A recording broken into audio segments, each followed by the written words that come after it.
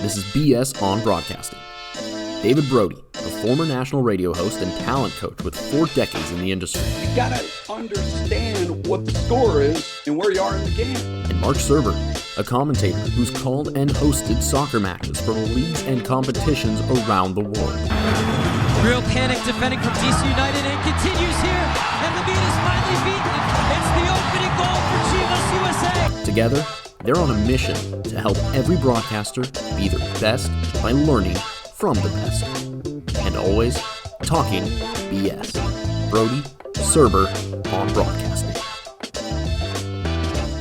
Welcome to BS on Broadcasting. Marc Serber alongside David Brody and Sean Meadow. It's season 2, and we're starting off with Tom Reed, the Vice President of Strategy and Partnerships at Spalk. Tom, first of all, thank you so much for joining us tonight. And first of all, can you start off by telling us about Spalk and what you do? And full disclosure, both Sean and I do work for you at Spalk. But I just love the concept, love the idea, and would love for our listeners and anybody else who's interested in broadcasting to know about what you guys do and that this technology is out there. Awesome. Yeah. Thanks, Mark and David and Sean. Thanks for having me on the show. Long-time listener, first-time caller. So excited to chat with you about a bit of industry stuff. So Spalk, at Spalk, basically content localization is at the heart of everything we do. So we provide remote commentary production solutions for broadcasters, sports leagues, production companies, rights holders all over the world. Our core bit of our business is our software, which we call our remote sportscasting studio, which allows commentators like yourself, Mark and Sean, to call events from home using only a laptop, home internet connection, consumer grade hardware, and headsets. And that can then be distributed to wherever it needs to go, into linear TV, OTT, streaming services, YouTube, or into radio workflows as well. So we provide sort of technology side of things, but then there's also other layers of servicing on top of that as well. Like we have an in-house production team, an in-house MCR that runs 24/7 in markets all over the world. For anyone who doesn't have their own production team for audio, we can then provide that as a solution for them. And then the last and most exciting part of our business, in my opinion, is is what we deem to be the world's largest talent marketplace of freelance commentators, where we have, I think it's around 1,000 commentators now, covering 50 languages and 35 sports that we can make available to any of our clients who need a specific commentator. So if you need a Malaysian MotoGP commentator, we've got one of those that we can provide to you. If you need a Spanish rugby commentator, would be like, well, what accent do you want? Do you want European Spanish? Do you want Uruguayan? Do you want Argentinian? We can provide you about 10 of those. Or if you want an American soccer commentator, I know a couple of pretty good ones that I can suggest to you as well. And that's one of the coolest things, I think. For those of us who've gone into studios, we've seen these massive production control rooms, and you have like 7 or 8 people there. And then you are either a part of that as a commentator, or you go into a separate room. And yet you've taken all this and you've put it into a computer screen and allowed us to live the dream, where we're basically sitting in our slippers and on the couch and, just had some ice cream or something. And then you just get to, sit down and call a game. And it's probably one of the, one of the coolest things that I've seen. We're definitely going to get into speaking about, what are some of the differences in the commentators that you see around the world in terms of their styles, in terms of what the audiences are looking for from their commentators based on where they are. But the first question I have to ask you is, what are some of the similarities and differences that you find with commentators who are remote versus commentators who are on site? And let's not lose sight of the fact that, at ESPN and at Fox, a lot of times they're sitting in a studio calling games from different places, but let alone not only being at a stadium from going into a studio, but now being in your own home in just looking on a computer. What are some of those differences that you find from commentators when they're on site versus when they're in their own homes? I guess the similarities I feel now, or it's a lot more similar between broadcasts that are remote, whether that be remote at home or remote in a studio versus in venue. Like I've noticed, especially over the last few years, now that everyone's got more and more used to remote workflows, you have to really be train spotting to spot a difference in the quality of the audio between both, and then also the commentators have really being able to adjust to being able to work off one or two screens and still be able to call an event at the same level as if they were in the venue. There obviously are a lot of differences between at the venue and remote as well. I mean, obviously, it is a lot harder for the commentator to get a feel of the event when they're not there a lot of the times, and like especially if they're only getting between 1 and 3 different broadcast cameras coming into them. But then I find that a lot of the commentators now, they sort of understand that, and so then they're able to sort of train and prepare and be able to be as comfortable being away from the venue as they are in the venue. And if you're a commentator that is used to being on site and you get an opportunity to do a remote broadcast, whether it be, in a studio with a PCR or from your own home, what is the 1 or 2 pieces of advice that you would start out giving them in terms of how to handle a remote broadcast versus an on-site broadcast? Yeah, this is something that we deal with all the time because we're always sort of onboarding new commentators who have never done remote before. We always try and sort of give them because a lot of the time, like especially if they're at home, they've got to be their own IT guy at times as well. So it's a big thing about it is making sure that the first time that you are going to be doing a remote broadcast isn't the first time that you have done like a full end-to-end look inside your system. You sort of know the ins and outs of your system. You've done sound checks on your equipment. You've done made sure that everything is correct, so that you're not sort of jumping into it straight away for the first time on your first broadcast. Tom, I'm curious to know, how do you recruit your clients and how do you recruit the broadcasters? So yeah, I mean, our clients, we're lucky that we have had a lot of inbound come our way through word of mouth and through sort of the growth of the business. But we're out there talking to everyone from the big broadcasters of the world all the way down to to leagues directly as well. Just with our sales team out there, sort of talking and just doing POCs and testing things out. So they're very much inbound and outbound strategy for us to recruit them, bring them on board. And for commentators, a big thing that we did a few years ago was, this was before I started, was we hired someone to basically build out the talent marketplace. So we gave someone a job and said, look, you've got 6 months to sort of get as many commentators as you can in languages and in various languages, various markets and sports around the world that we identified as sort of key targets for us. And then that person went out and basically built our talent marketplace, which has become the backbone of our business. And so we've had that as like a big thing to sort of grow out from. And then we found that those commentators, a lot of them went back to their own markets after they were on board, and then they realized, hey, we can get some extra work if we are able to use Spalk. So then they went back into their own markets and started talking to all of their local broadcasters, production companies, TV networks, being like, hey, if you need a commentator for this, I can do this through using this bit of software. I think it's a really cool concept. So you're dealing with broadcasters from literally all over the world. What are some of the geographical differences among these broadcasters? There's quite a lot. Like, I mean, I'll start off with what the similarities are. So it doesn't matter if you're America, Japan, LATAM, or Europe. I think that all commentators who are very strict on their craft are all perfectionists and all do a lot of research and work ahead of time. Like I feel like half my day is just getting questions from commentators about research notes and stuff that they need or coming up. So I think that's a cool thing between all markets like that. That's the same. Like everyone is as addicted and dedicated to their craft as all over the world. In terms of differences, there are a lot of differences, and especially if you look at I'll give like a single sport for an example. So American football, we work with the NFL. We do a bunch of overseas languages for the NFL, and it's amazing when we're listening to like a German Spanish and Japanese broadcast of an NFL, which we're all doing at the same time.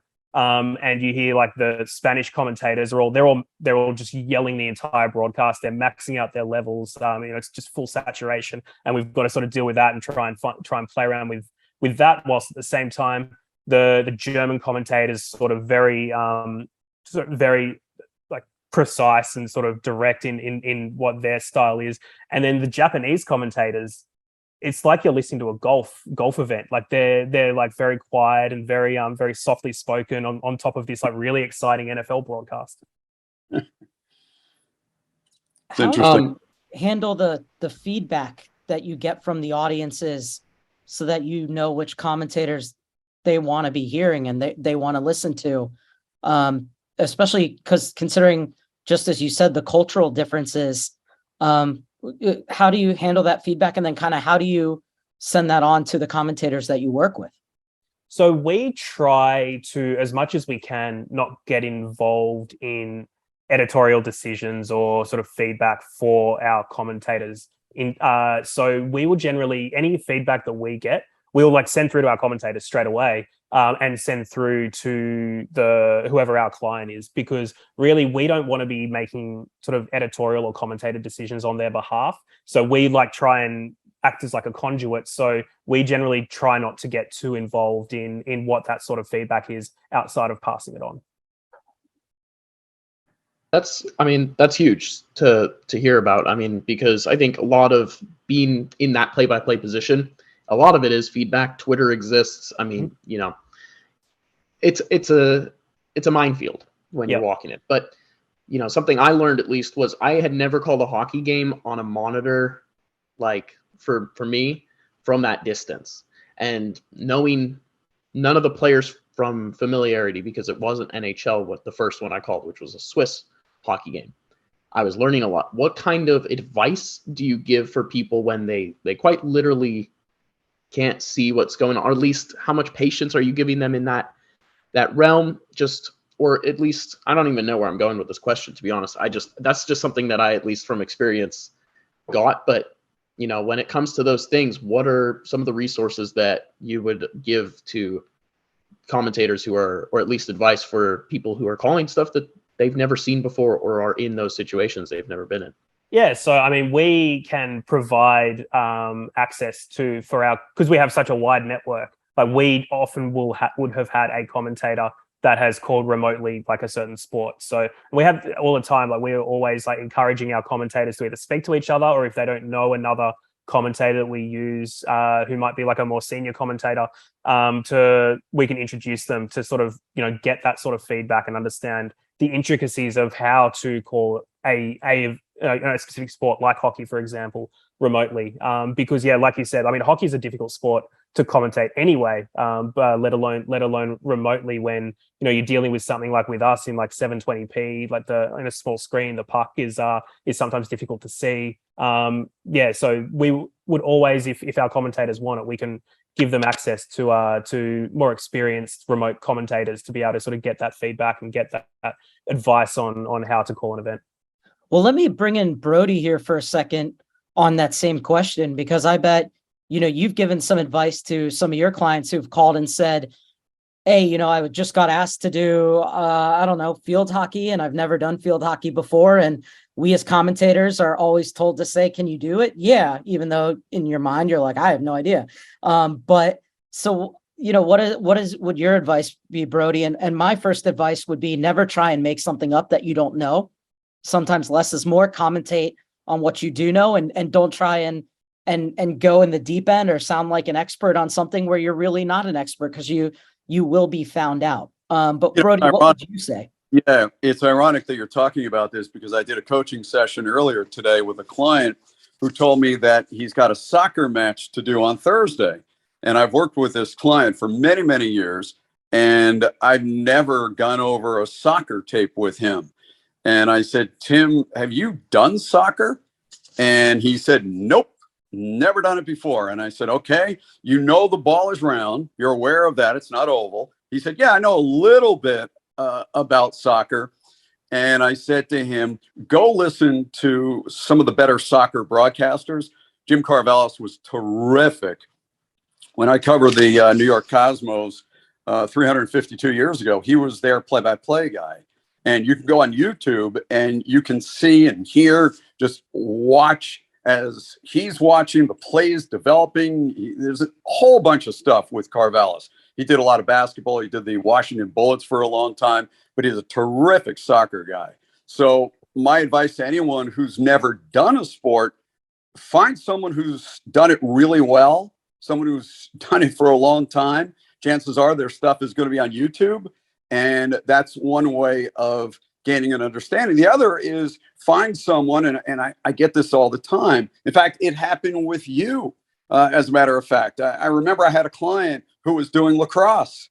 And I said, I know a guy who's done some lacrosse, and you should call this guy. So to me, that makes a lot of sense. And I try to connect guys with others who have a little more experience.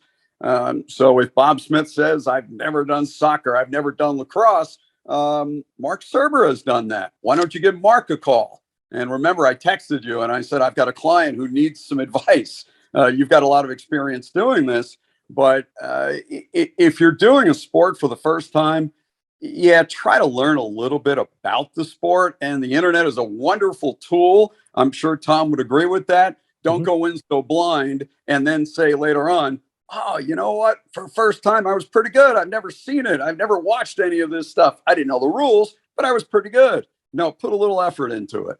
And it's like, I know that both these two guys here, I've dropped them in on sports in the past that they hadn't called before. And I know that like with some of the skiing stuff that you guys both did, like Sean, I know the amount of prep that you put into some of that alpine stuff, and Mark as well with the freestyle, and they both came off as someone who watches a lot of skiing myself personally, like they came off as great broadcasts, and you could tell that the prep that you guys have both done over the weeks that we'd given you to be able to get ready for those broadcasts. Yeah, and I've told this story before, Tom.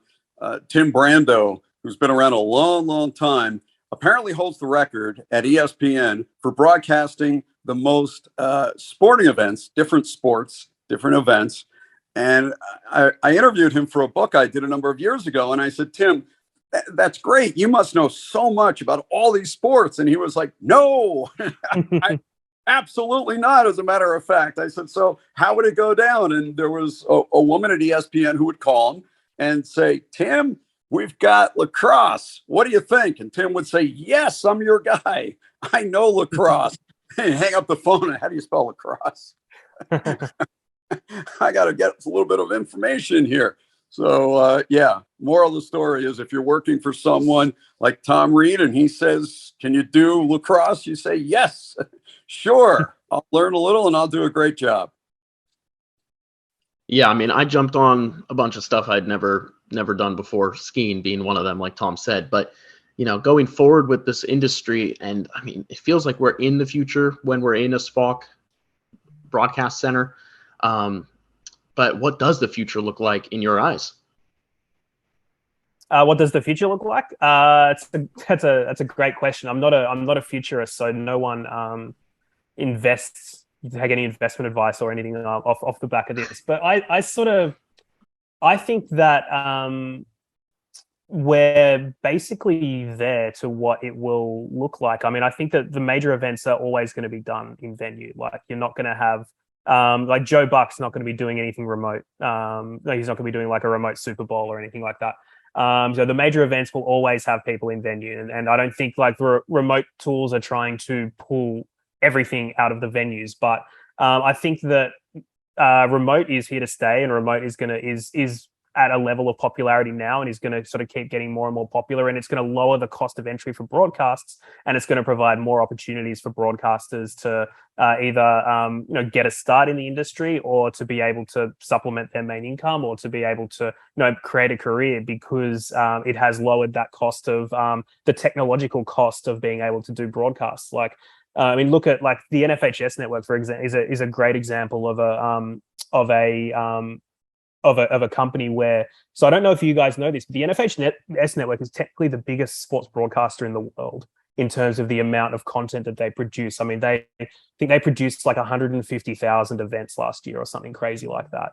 2% of those have commentary on them. So there is just so much sport out there that's not getting commentated on, and remote offers lowers the cost of entry for those events to have commentary on them. It opens up more opportunities for the industry, for people to be able to call events. And just to be clear, NFHS is the National Federation of High School Sports. High schools, yes, correct. And NFHS Network is their streaming service. Awesome, yeah, and that was one of the things that you and I have kind of talked about, and I know that this is something that's on a thought, so I don't want to say this is something Spalk is doing or is going to do or anything is official, but we've kind of talked about this idea of having Spalk as kind of a resource that those who want to get into the business or learn about the business or get the reps in can be a part of it and do broadcast through them. And I was just kind of wondering, where have those kind of conversations gone, and kind of what are your thoughts about bringing in broadcasters who are learning their craft in schools or who are in high school and want to get into this, and kind of what are your thoughts on that? And if it's not a Spalk thing, just kind of how this remote broadcasting and these kind of platforms can help them as they prepare and not only get reps in, but also begin to build their reels that they will one day want to show employers, let alone maybe work their way up at a place like Spalk. Yeah, so this is something that we're really putting a lot of attention on, and where I want to say it's probably in the beta phase right now, but we've got a project called Spalk U, so Spalk University, which is exactly that. It's for kids who want to become commentators to be able to have the easy access to be able to get reps. So we're partnering with J schools, like we work with some people at Syracuse. Also, talking to a few other colleges around North America and Canada, around the USA and Canada, about sort of allowing their commentators to, obviously not only call events for their local network on their local college teams, but also to be able to allow them to get some more reps on high school sports or sort of lower tier amateur sports that currently don't have commentary, and so sort of allow them to sort of get a little bit of pocket money, and then also to be able to get some reps, build their experience up, build their demo reel up, and then to be able to also get them talking with some of the experienced commentators that we work with, to get them feedback. David, this is probably a conversation we should have, to be able to get them feedback on how they're doing and what they can do better. Tom, I've got a question for those who are watching this right now who would like to be part of Spalk and work with you. How do they go about doing that? Just send me an email. Send me an email, tom@spalk.co. And we'll organize a chat, and yeah, but coming in, it'd be great to sort of have a demo reel and a bit of a background beforehand. And we're always looking for commentators for certain events, and we're always looking to try and build out our network more. You mentioned the demo reel, and that was going to be my follow-up. What would you like to see on a demo from a young broadcaster? Like to see range. So we don't necessarily, if you're a soccer commentator, we don't necessarily want to see just the goals that you've called. Show us a bit of what a start of a game looks like. Show us a bit of how you can keep a game engaged during a 0-0 73rd minute game that's sort of sitting in the midfield. So show us your range rather than just your absolute highlights. Let me throw in one more question, then I'm sure Sean has a couple, but as a follow-up to that, I hear this all the time from guys. How long should the demo be? Probably like 4 or 5 minutes is like tops. Nothing more than that. You can have one of the things we ask our commentators as well is have multiple demo reels if you want to if you want to have it any longer, like have one for each particular sport. But yeah, 4 or 5 minutes is enough to be able to sort of capture what a commentator is like. Cool. How do you Sean? how do you find when a commentator is doing a sport or something in another country where it's a different language, and they're trying to do news articles? How much at least would you recommend for people to, I know for myself with Korean baseball, trying to use Google Translate was not a good idea for articles. It wasn't very crisp. So kind of hilarious. kind- though. It was, the problem for me at least was like I was just trying to like read about the teams more, and maybe there wasn't enough in English. So with there not being maybe enough information in English for an English broadcaster or Spanish for a Spanish broadcaster, etc., what kind of avenues does Spalk kind of go through? Or is it really just, I know a lot of the times, you'll send over PR stuff and the leagues and the stuff, but I know like Nicaraguan soccer didn't have as much for that. But what kind of advice, and how do you like make sure people don't try and tell too much story and then get it wrong? Over like, how much is the accuracy more important?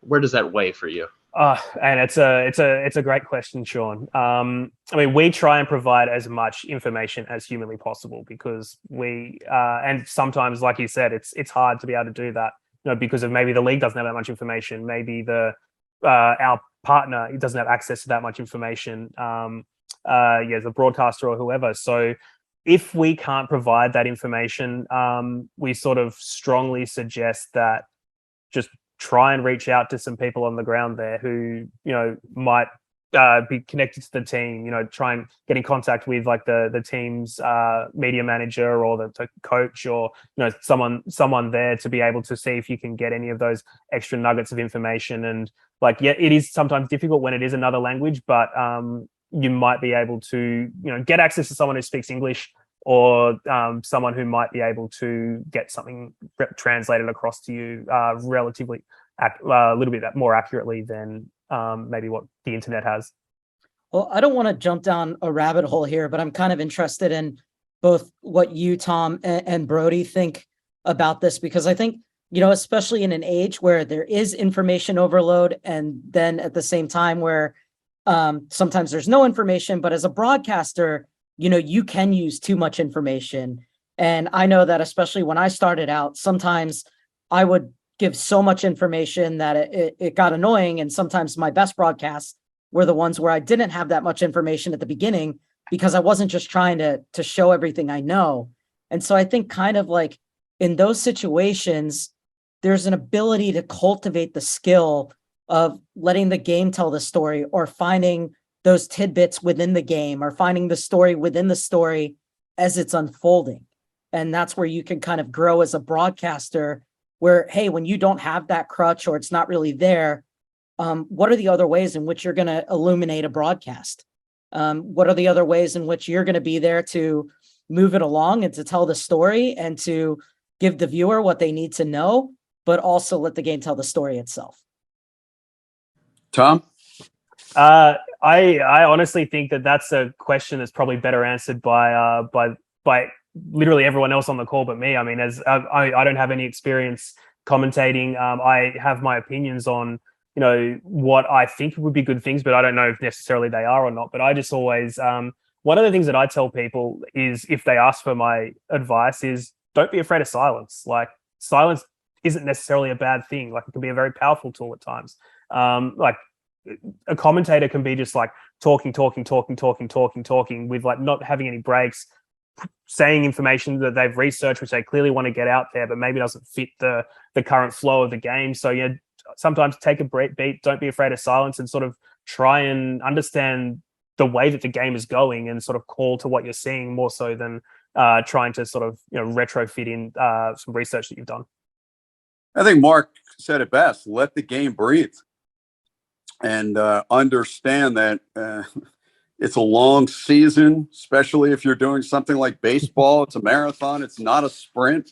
Rule of thumb is you're going to use about 25% of what you prepared for. Keep a lot of the stuff that you've prepared in your back pocket. Storylines are very important in doing play-by-play. And a great play-by-play person has the ability to weave those storylines in throughout a broadcast, but he doesn't shove it down the listener's throat. And I see that a lot, and I'm sure you do as well, Tom, where for whatever reason, the play-by-play person feels, okay, I got to ace this, and I got to just give all this information, and I got to be really smart and show everybody just how much knowledge I have. not the best way to enter or do a broadcast, but you have to understand, talk about things that are relevant. Don't throw out a storyline if it has no relevance to what's going on.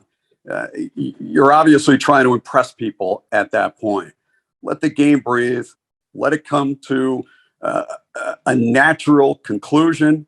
And I love what you said as far as the silence. We saw so much of Vince Scully recently after he passed. Yeah. How many of those calls did you see where Scully had a brief description? He did it with the Hank Aaron home run, right? The Babe Ruth breaking home run. There it goes, gone. Silence. Yeah. Silence. Beautiful thing. And I just wanna... to your comment as well on research too. I mean, I'm not going to sort of name the sport or the because I don't want to sort of potentially out the commentator if commentators. I know commentators do listen to this, but I remember I've watched numerous sort of tournaments, international tournaments of a sport where I'm following one of the countries that I have a nationality of, and every single game that country is playing, I'm hearing the exact same information at the exact same parts of the game that he is mentioning from his notes. And it's basically all 5 or 6 games that this team would play. I'll be hearing the exact same, little tidbit of information that he's found online about a particular player in it. Every single game at the exact same point throughout the game. And I'm just like, could this have been split a little bit further across the tournament rather than doing it in every single game? And it's really understanding the game and having a feel for the game. And again, the great ones have a marvelous feel and understanding of the game. And I just want to interject 2 points, because first of all, I don't want to step on what Sean was saying. Is, as a commentator, you should go down the rabbit holes. You should do everything you can to get that information. You should never shy away with it, because as Brody said, you may only use 30% of it if it's a good game, but if it's a bad game, or as if, and I know we've all had this happen, a satellite feed goes out, or there's a problem, even at the bigger networks. Sometimes, the satellite feed goes out and all of a sudden they have to find a graphic real quick. That's when you need that information. Make sure you have that information. Make sure you've done it, so you don't get caught with, I hate to say it, but you don't get caught with your pants down. You don't get caught in a situation where all of a sudden it becomes where you haven't prepared. And it's just about, as Brody and Tom were saying, using that information at the right time. I remember once, again, where I was trying to get in every single tidbit of information, and this player was fouled, and Roberto Carlos was stepping up to take a free kick, and I said, that player who was just fouled has a $30 million release clause in his contract. First of all, that does nothing to serve anybody. Nobody needs to know that at that time. Secondly, when I had some guys from ESPN who watched it and were kind enough to go over my reel for me, they said, the best free kick taker in the world is about to take a free kick, and you're talking about some guy's release clause. So, right. It's great to have the information, but like Brody said, it's knowing when to use it. It's knowing when it seamlessly fits in. And Tom, one of the things that you said is hearing the same information over and over again about the teams. I think I used to do that because I would make my chart for a team that I was covering, and then I was like, oh, well, I have their story, and I wouldn't necessarily change it. And it's good to have that information, but kind of in my own evolution as a broadcaster, and my own evolution in terms of what information is important, what do they want to hear, I would start to talk about things that were happening or morphing to them in season, because, anybody can read about the release clause. Anybody can read about where they're from. And if there's an important backstory, it's great to tell. But the fun part, especially if you're a commentator of the same team over and over again, is finding the new stories or the new tidbit about that same player over and over again, and making sure that it relates to not only the broadcast and the game, but that specific moment in that game as well. And I think that that's something, that's really important, and something that I learned, on air. And I hope that other people can learn that before they go on air. There would have been a lawyer out there listening to that broadcast of yours thinking, like, I'm so happy he mentioned that release clause right now. At least Oh. there would have been one person out there that would have been happy that you mentioned that then. Definitely. The agent was like, I don't remember putting that release clause, but I'm glad I did because I get 10% of that. I have a question about just like commentators in general for Tom. I mean, I know you've probably become one of the many people in this industry who, when you work in it, you start seeing it as work, and when you're trying to enjoy an NBA game on TV, you're paying attention to that broadcast, the score bugs, commentators. But who do you enjoy listening to? Like, who are some of those commentators where you're just like commentators, or even just like leagues or broadcasts where you sit down and you watch it and you're just thinking the entire time, like, wow. And are their first names Mark and Sean? Yeah, so I'm going to leave sport commentators out of this. One for me is Iron Eagle. Like he could call anything for me, and I'll just like sit and listen to him. Like I've been listening to him commentate basketball for years and years and years now. Even like I'm not even a fan of the team that he commentates, the Nets, but I'll just like listen to Nets games all day, every day, just because he's just had such a good story of the game. So he's one who I just love listening to. In Australia, there's a guy called Bruce McAvaney who is like the huge multi-sport commentator in Australia. Really placid, but can get really excited when at times. He's another guy who I could just listen to any day as well. They're probably sort of the two big ones for me that I could just really listen to whenever. And then, I mean, in terms of sports, I love.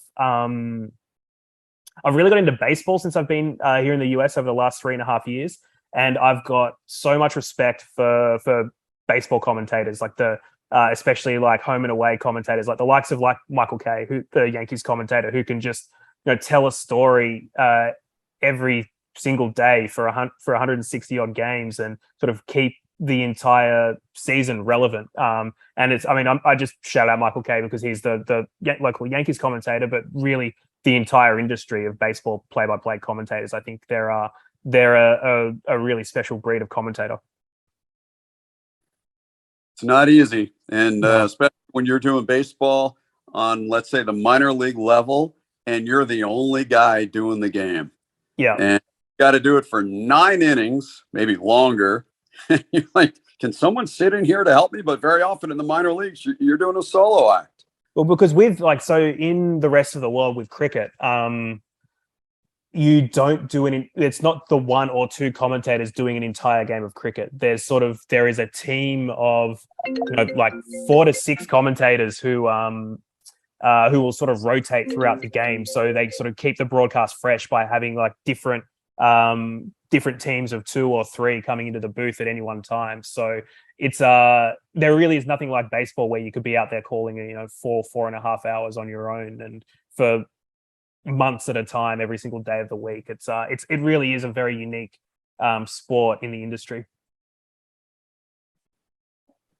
Speaking of minor league baseball, has anybody here seen Brockmire? Oh, the TV. I've watched a few episodes of that. Yeah, that show is absolutely hilarious. Any fans of broadcasting or just comedy and baseball should definitely watch it.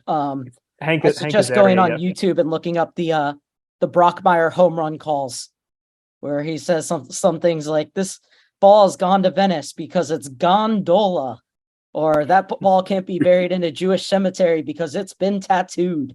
But non sequitur, Hank Azaria, he's amazing. I suggest it for anybody who loves baseball, loves broadcasting, loves Hank Azaria and all that. Tom, thank you so much for your time tonight. Thank you for telling us about Spalk. Before we let you go, is there where can we learn more about Spalk? Where can we find it? Not only on the interweb, but social media as well. Where can we find you? And then last question, is there anything else about Spalk that we didn't get to that you would like the viewers to know about? No, thanks again for having me. I think we covered most of the stuff about Spalk that is interesting. So no, thanks for that. I think it was a good chat. And if anyone wants any more information about us and what we do, spalk.tv, spalk.tv is our website. Head there, or Spalk Talk on Twitter as well. It's another resource. Or just send me an email, which I mentioned earlier, tom@spalk.co, and be in touch. We can have a chat. Awesome. Thank you so much for joining us, Tom. And we can't wait to see what sports are coming up on Spalk. Sounds good. Thanks, guys. Thank you, Tom. Thank you, everyone, for joining us on BS on Broadcasting. Season 2 underway. Until next time.